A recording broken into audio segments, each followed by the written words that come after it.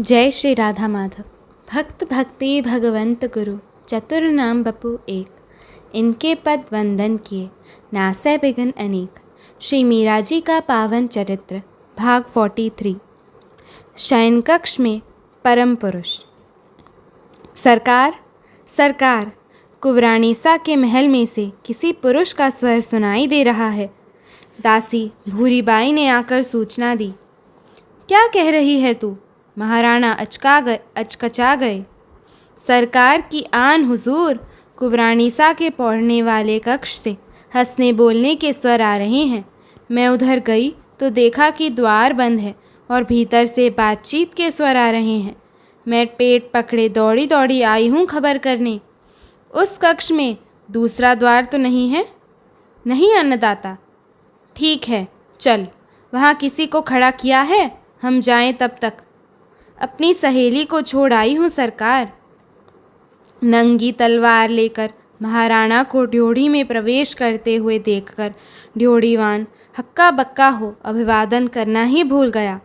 भीतर दासियाँ और ठकुरानियाँ अटाले में अपनी अपनी पंगत में बैठकर भोजन कर रही थी कि चंपा ने पूछा, अरे ये भूरीबाई कहाँ गई? अभी तो यहीं थी, गुलाब बाई बोली।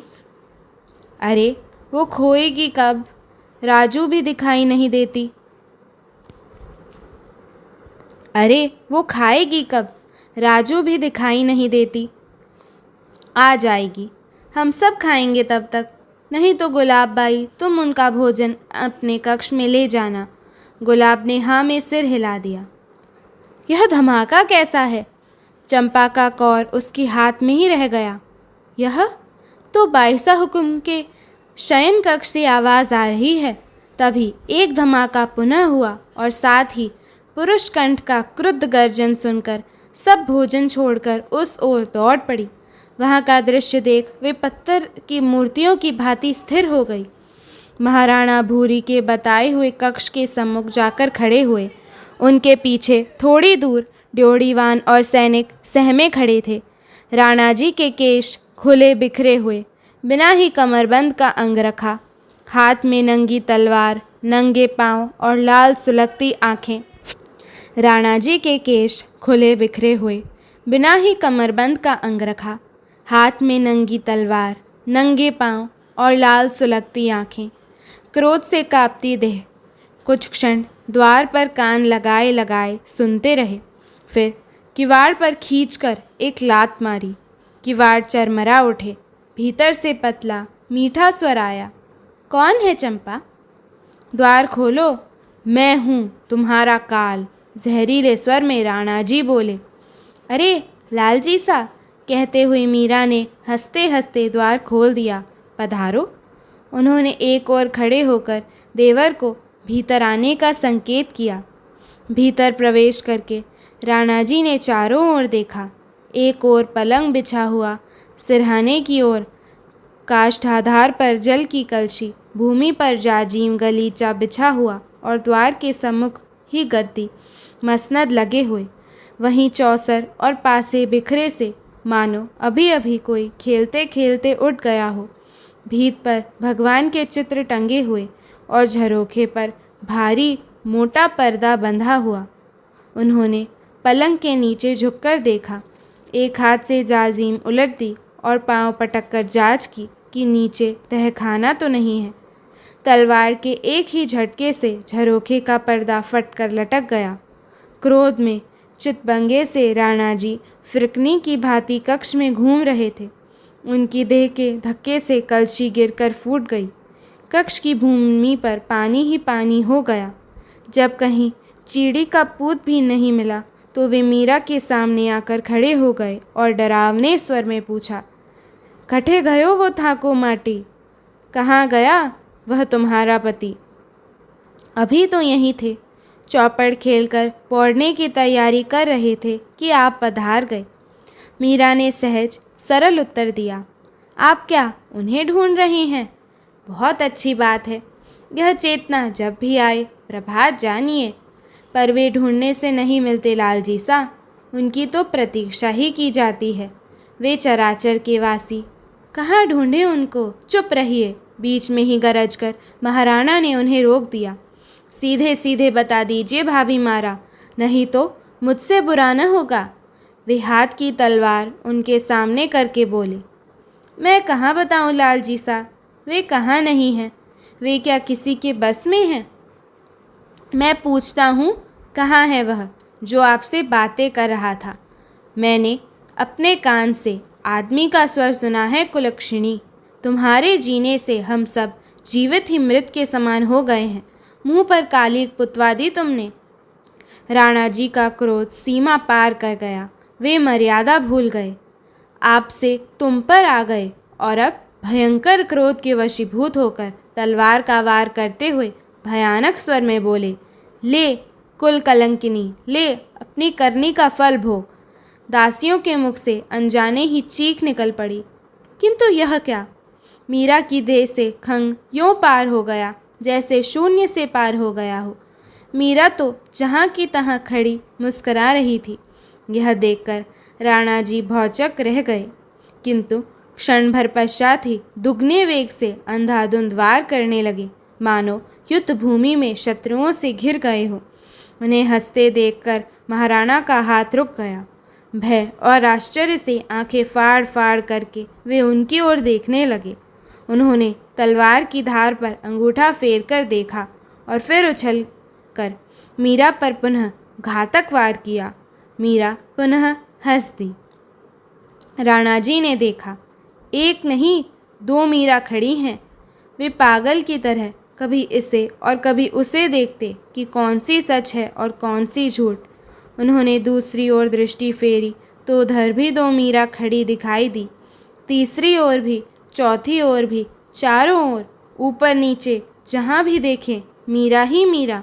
उन्होंने घबराकर आंखें बंद कर ली, किंतु बंद आंखों के सम्मुख भी मीरा खड़ी हंस रही थी।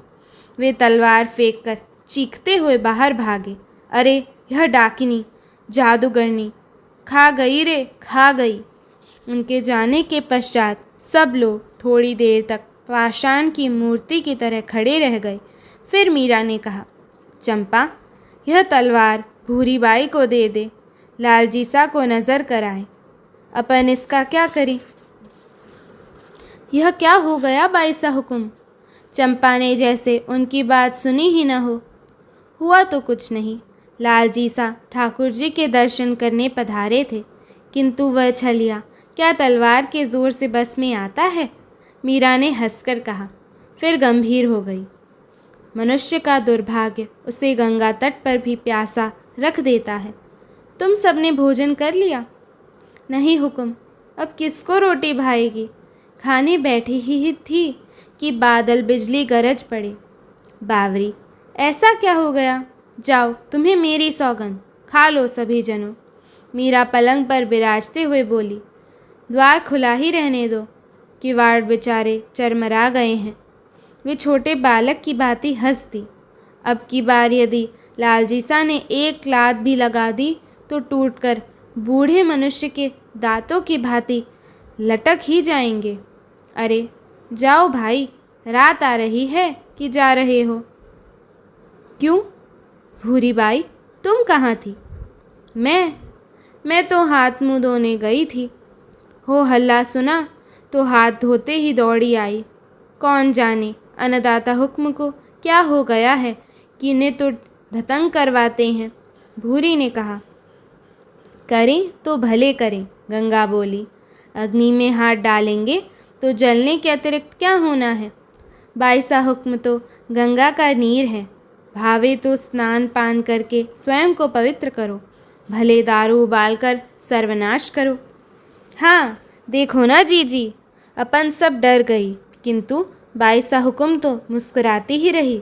गोमती बोली, जैसे बाईसा हुक्म के रहते हमको डर नहीं लगता, वैसे ही वे फरमावें कि जब चराचर में मेरे प्रभु ही हैं तो मुझे भय किससे हो। चंपा ने समझाया। पर तब भी जीजी, आश्चर्य नहीं होता तुझे? अन्नदाता की तलवार कैसे सपासप चल रही थी, किंतु बाईसा हुक्म का रोया भी खंडित नहीं हुआ। ऐसा क्या अपराध किया था इन्होंने कि तलवार चलाने की आवश्यकता पड़ गई। भक्ति का प्रताप है बहन। हम सब का सौभाग्य है कि ऐसी स्वामिनी के चरणों की चाकरी मिली। चंपा उल्सित स्वर में बोल पड़ी। तुम कुछ भी कहो जीजी, अन्नदाता हुक्म को क्या सपना आया जो वे आधी रात को तलवार लेकर दौड़े दौड़े पधारे कि कक्ष में आदमी बोलता है। किसी ने अवश्य चुगली खाई होगी। ठाकुर जी आदमी नहीं तो क्या स्त्री हैं? गोमती ने कहा। यदि किसी ने दूती की भी होगी तो उसका फल वह स्वयं भोगेगा। हमें क्या, खोटे मनुष्य को भले ही भी खोटे नज़र आते हैं। तुम सब समझ रही होगी कि मैंने ही जाकर अर्ज की, किंतु तुम जिसकी कहो उसकी सौगंध खाऊं जो मैंने कुछ किया हो। मैं तो हाथ मुंह धोने गई थी, लौटकर हाथ धो रही थी कि अन्नदाता का स्वर सुनाई दिया। नहीं कहा तो बहुत अच्छा किया, और कहा भी हो तो बिगड़ क्या गया? चंपा ने कहा। पत्थर पर सिर पटकने से पत्थर का क्या बिगड़ता है? माथा ही फूटेगा ना। नेक परामर्श की उपेक्षा। चारों ओर बातें होने लगी कि श्री जी मेरतनी जीसा को मारने पधारे, किंतु तलवार ने उनकी देह का स्पर्श ही नहीं किया। वे एक से अनेक हो गई। महाराणा विक्रमादित्य का अपयश और मीरा की भक्ति का प्रताप बढ़ गया। मीरा ने सारे रत्नाभूषण उतार दिए। भगवा वस्त्र और तुलसी माला धारण करके वे सत्संग में अबाध रूप से रम गई। जब मंदिर में भजन होते तो वे देह भान भूलकर नाचने गाने लगती।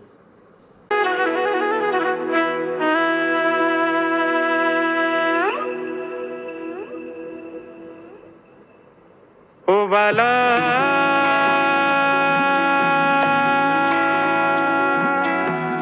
मैं बैरागन हूँगी मैं बैरागन हूँगी मैं बैरागन हूँगी। ओ बाला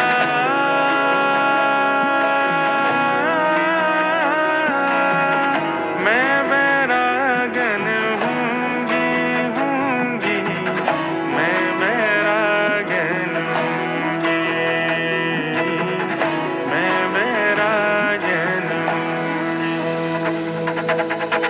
जिन भेषा मारो सावरो रीझे जिन भेषा मेरो सावरो रीझे तो ही भेष धरूंगी हो बाला सो ही भेष धरूंगी हो मैं बैरागन हूँगी मैं बैरागन हूँगी।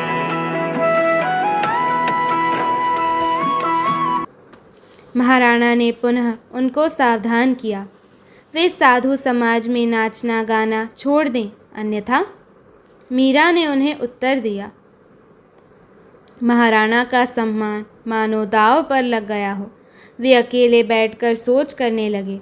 उनका भोजन कम हो गया, उन्हें कुछ भी न सुहाता। एक स्त्री ने मुझे सासत में डाल दिया। अवश्य ही जादू जानती है वह, अन्यथा मेरी तलवार के झटके से तो घोड़े और पाड़े भी कट जाते हैं। यह बेद बनासी स्त्री क्या बड़ी बात है, पर अब तो बात खिंच गई है। देखता हूँ कि बकरे की माँ कितने थावर टालेगी। मेरतनी, तुझे मरना पड़ेगा। सुना तैने, मरना पड़ेगा। उनकी मुट्ठियाँ बंद हो गई, आंखें लाल हो गई और वे दांत पीस कर बारंबार कहने लगे, तुझे मरना पड़ेगा, तुझे मरना पड़ेगा। वह क्या कहता है सलम्बर का भैंसा कि मेरतनी जी का बाल बाका हो गया तो हम जैसा कोई न होगा। क्या कर लेंगे ये मेरे राज्य में, मेरे घर में मेरी जो इच्छा होगी सो करूँगा। तुम कौन हो मुझे रोकने वाले? वे कहते हैं कि राजा हमारी भुजाएं बनाती हैं। इतनी मजाल इन नीचों की। ये भुजाएं ही न तोड़ डालूं मैं तो मेरा नाम विक्रम नहीं। क्या हुआ कि आप जिम्मन नहीं आ रोकते? राजमाता हाड़ी जी ने पूछा। बाई हुकुम, यह मेरतनी मेरा काल है, कहते हुए उनका गला भराया। यह क्या फरमाते हैं आप बेटे? आप मेवाड़ के धनी, आपका कोई क्या बिगाड़ सकता है? महाराणा ने उस रात की सारी बातें कह सुनाई। उनकी भक्ति का प्रताप है हुक्म, आप व्यर्थ क्यों उलझते हैं उनसे? हाड़ी रानी जी ने कहा। बाई हुक्म, आप भी यहीं फरमाने लगी।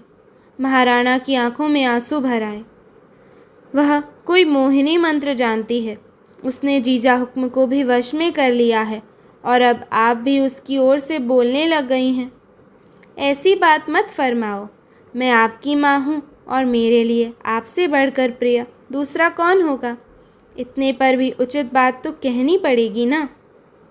आप जो बीननी को तुकारा दे रहे हैं वह आपके योग्य नहीं। वह आपकी माँ के बराबर बड़ी भाभी है। सम्मान तो शत्रु का भी करना चाहिए। जिस एकलिंग के आसन पर आप विराजे हैं उस पर कैसे कैसे महापुरुष विराज चुके हैं। आप उनका अनुसरण कीजिए, इन ओछे लोगों की संगति छोड़ दीजिए। संग का रंग अनजाने ही लग जाता है। दारू, भांग, अफीम और धतूरे का सेवन करने पर जब नशा चढ़ता है तब मनुष्य को मालूम हो जाता है कि नशा आ रहा है, किंतु संग का नशा मनुष्य को गाफिल करके चढ़ता है। इसलिए अपने यहाँ कहावत है कि काले के पास सफ़ेद को बांधे, वह रंग भले ही न लगा उसके लक्षण तो लेगा ही। 3 पीढ़ी जिन्होंने मातृभूमि और इस राज्य के लिए एक साथ रण में होम दी, जो बल और बुद्धि के धनी हैं, आप अपने उन उमरावों का साथ दीजिए, उनकी राय से राज्य कार्य कीजिए। आपकी आयु अभी थोड़ी है। राजनीति के गहन विषय में कठिनाई पड़े तो सामंतों की राय लीजिए, इन पहलवानों और भांडों की नहीं। आपके दाजी राज परम समर्थ थे, इतने पर भी वे अपने उमरावों से सलाह लेते थे, उनका सम्मान करते थे, समय समय पर उन्हें पुरस्कृत करते थे। यही नहीं, कभी कभी आपकी इस माँ से भी मंत्रणा करते थे। राज्य अकेले राजा से नहीं चलता, राज्य की छत को थामने वाले खंभे ही ये उमराव ही हैं। रही मेरतनी जी की बात, उन्हें नज़रअंदाज कर दीजिए, मानो वे जगत में हैं ही नहीं। यह कैसे हो सकता है बाई हुक्म? कल और आज भी लोग मुझे ही उलाना देते हैं कि तुम्हारी भाभी तिलक छापा लगाकर मोड़ों की भीड़ में घूमर ले लेकर नाचती गाती है तो मेरा माथा झुक जाता है। ये क्यों नहीं घर में बैठकर राम राम करती? नाचने के लिए उनका महल आंगन छोटा है क्या? इन्हें तो अपनी कला बाबाओं को बतानी है। बाई हुक्म, अब तो बात ठन गई है, या तो मैं रहूँगा या भाभी मारा। यह क्या फरमाते हैं आप? हाड़ी रानी ने आश्चर्य से कहा। हाँ बाई हुक्म, मुझसे अब सहा नहीं जाता। यदि ऐसा है तो कोई ऐसा उपाय करें कि आपकी बदनामी न हो, कल आपको इतिहास उदय हत्यारा की पदवी न दे। बाई हुक्म, थोड़ी देर सोचकर महाराणा ने माँ की ओर देखा। भूत महल में क्या सचमुच भूत रहते हैं?